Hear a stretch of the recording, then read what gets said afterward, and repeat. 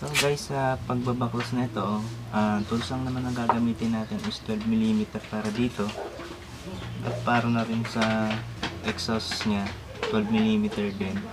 Tapos baklasin na rin natin to para hindi tayo mahirapan magbaklas. Start na natin.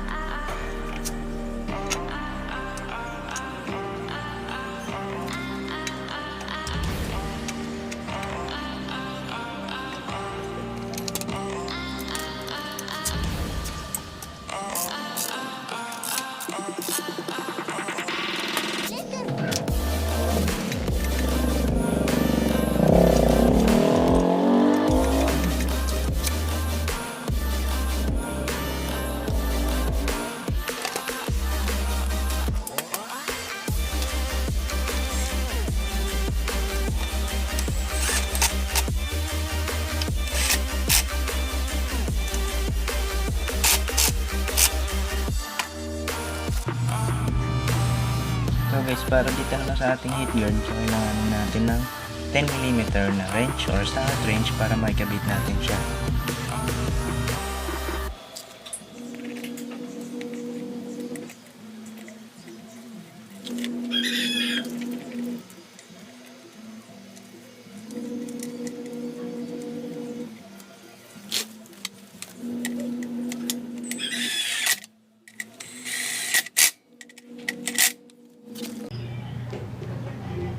So guys, ito na pinakahintay nyo, sound test.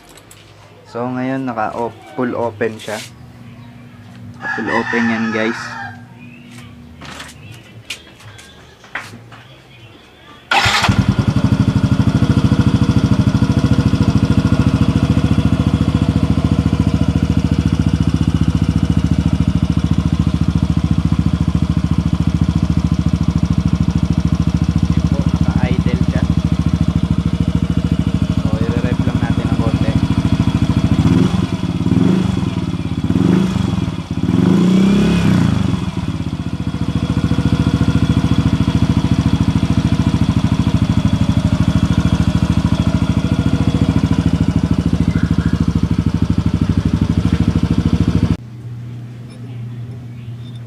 So guys, ito yung ating Allen wrench na gagamitin natin para luwagan ito.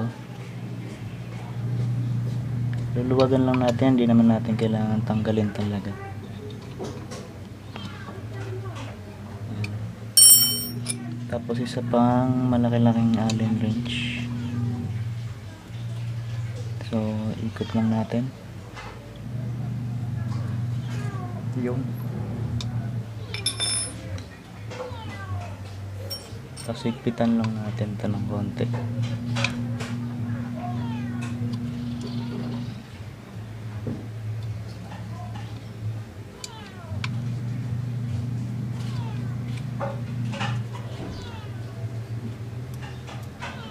Ayun. Let's start na natin yung engine.